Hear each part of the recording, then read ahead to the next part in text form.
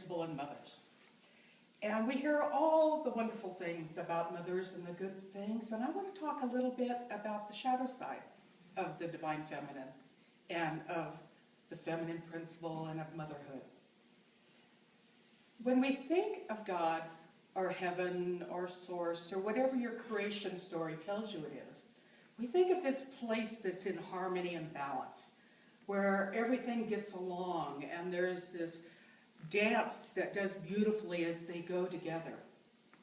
And then you have in the stories where they talk about how we start to separate from God and we come down into manifestation, however that happens for your belief. But looking at it at an energetic level, if we can see it as your feminine being the electrical and the masculine being magnetic, we have these two energies that work together. And as they start to come into manifestation, they start to tear apart and they start to separate. And when you see it in our world down here, we've made them genders. We have the guys and we have the girls and we have the feminine qualities and what they say about women. They're emotional or they cry too much. And the men are supposed to be strong and they're supposed to be hunter-gatherers. And so they're very, very clear-lined things. You know, I can remember as a kid, the women worked in the house and the men worked outside. I wanted to go work outside. I was tired of washing windows. But you got to go outside when it was time to work on the ranch. But the girls had special things.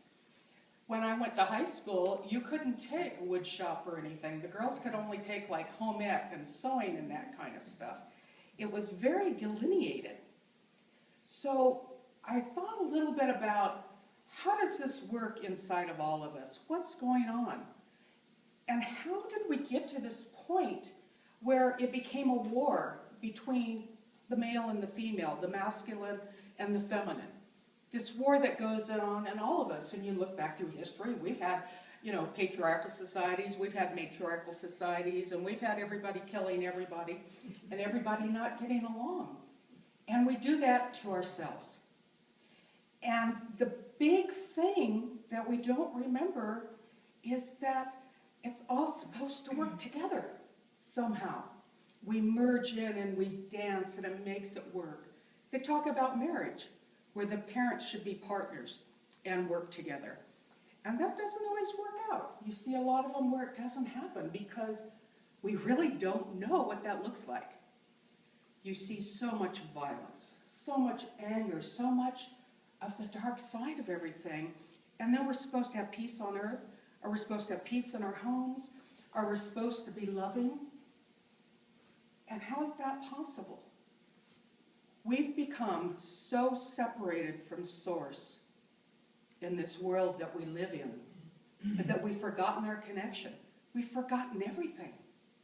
We've forgotten how to do things without warring. We've forgotten how to do things without win-lose. We've forgotten those things. And I started thinking, okay, so we have this, if over here is harmony, then we went over here and we had the separation. And the feminine started going this way. What's it look like when we get over here? What's the shadow look like? Well, feminine's nurturing, feminine's loving, supposed to not judge. You're supposed to make things feel better. You're supposed to nurture. You're not supposed to be too emotional, although if you're being a woman, it's okay if you're doing it in women things. You're supposed to be the nurses, and you're supposed to be the moms, and you're supposed to clean up. But the way you see it work out is it becomes submissive. It becomes where you give in to things, where you don't stand up for yourself, where you don't assert yourself. It comes into being a victim. We can go over here and we don't fight anymore. We lose our voice. We allow things to happen, and that's the way it's supposed to be. You're supposed to not speak your mind. You're supposed to be this way. All these supposed tos. They get us so confused.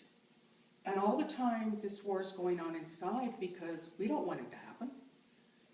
And I'm sure the guys over there don't want where they're at the other end of the continuum is gone.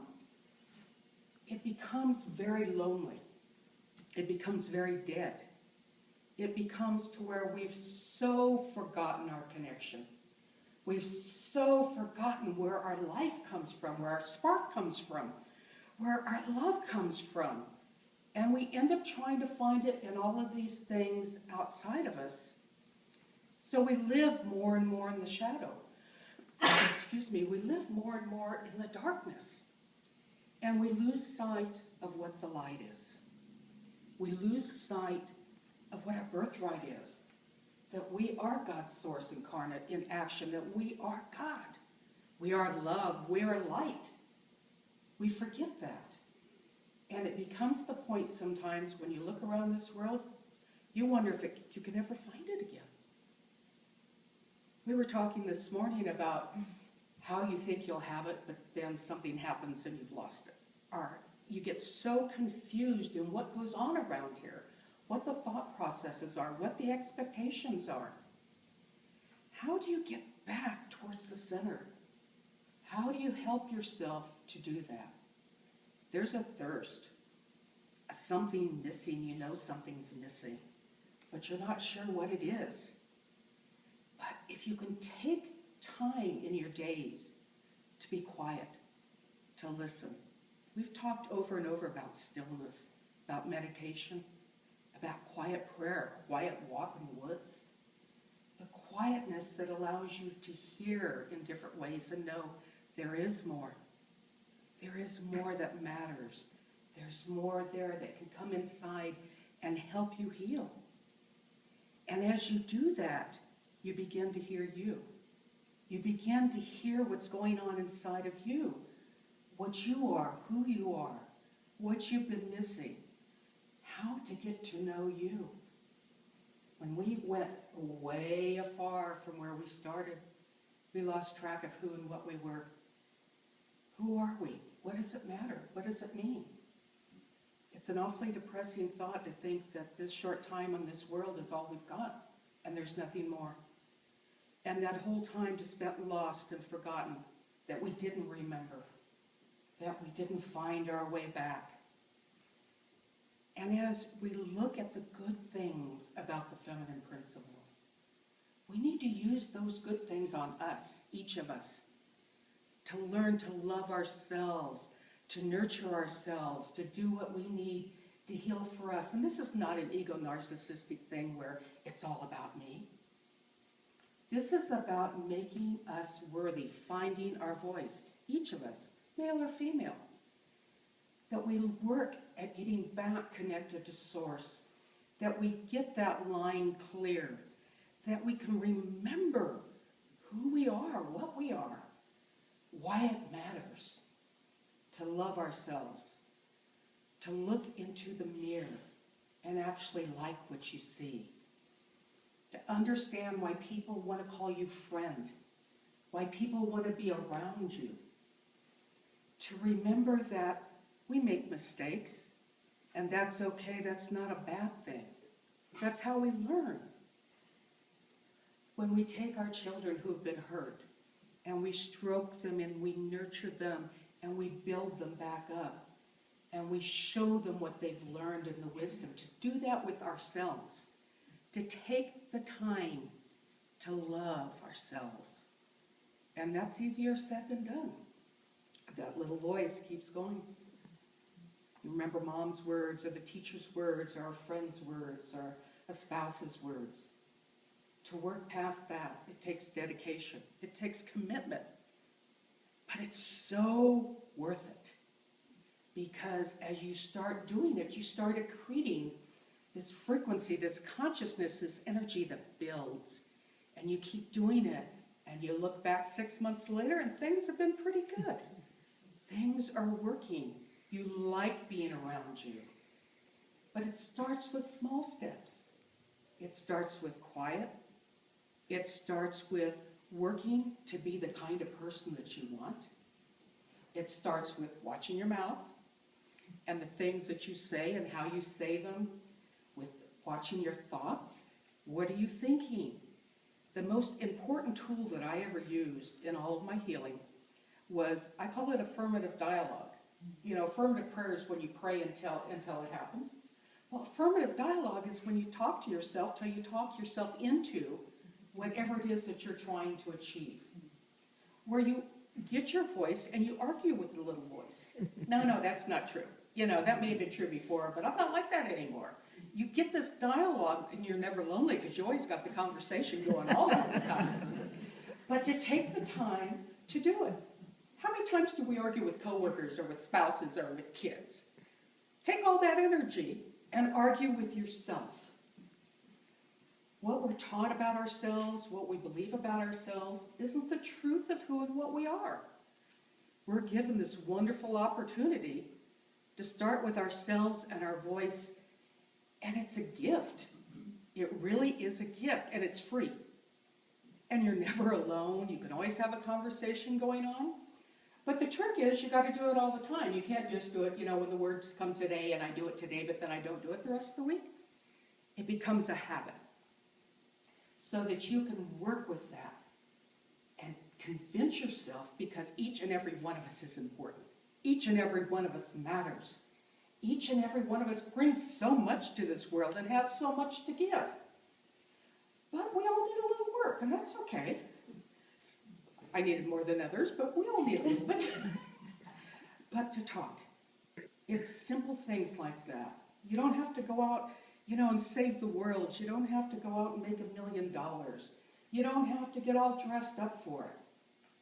But to give yourself the gifts of time, the gift of your attention, that you're important enough to spend time on you. You're a teacher. You spend time with the students in your class. You're as important as those students. You deserve to hear your wisdom. You deserve to hear those good things, that you make a difference, that you matter. We all need it. And we need to give it to ourselves first. When you go on the airplane, what do they tell you? You put the oxygen mask on you first, then you take care of the kids? The same kind of things. If we don't like what we're seeing in the world, we need to change what's going on within us, because we're helping to create what's going on. And if we don't like it, we got to look in the mirror. What is the world mirroring to me? What are my friends mirroring to me? What's life mirroring to me? It's real easy to figure out where you need to start working with you. You don't have to pay a fortune to do it, but you have to have time. Making time, it's important, like a doctor's visit. You know, how many times have you had to, like, okay, did I do my prayers? Did I meditate? When am I going to do it? How am I going to do it? Talking to yourself, you can do it all the time. You can do it when you're driving, you can do it in the shower, you can do it while you're eating. All of those times. Quiet. You can do quiet in the car. You don't have to turn the radio on. You can feel oneness in the car. You can do prayer work in the car. It's just multitasking in a different way with a different approach. We change our perception of ourselves and what we are and what we bring. And we start being gentle. Instead of lambasting yourself over what you didn't do, let it be okay. So I made a mistake. That's okay. I'll get up and do it again tomorrow and do it differently. But to give us each that gift, because if we can't give ourselves the gift of freedom, where are we going to get it? If we can't give ourselves the gift of peace, where are we going to get it? It all starts within us. And by doing this, we bring ourselves back over, closer and closer to being in balance and being in harmony. And to have that experience in this world takes a little work, but it's worth it. I'm sure everybody's had a day where it went well, where everything flowed and you didn't have to worry about that. It's taking those days and having more and more and more of them, so that then we have a lifetime of them. And as we give ourselves more value, more peace, more healing, the world's going to be a better place. Each drop of that we put in is going to make the world a better place. We don't have to go overseas to do it. It starts here. It starts inside. It starts with our own hearts, our own beliefs, our own actions, our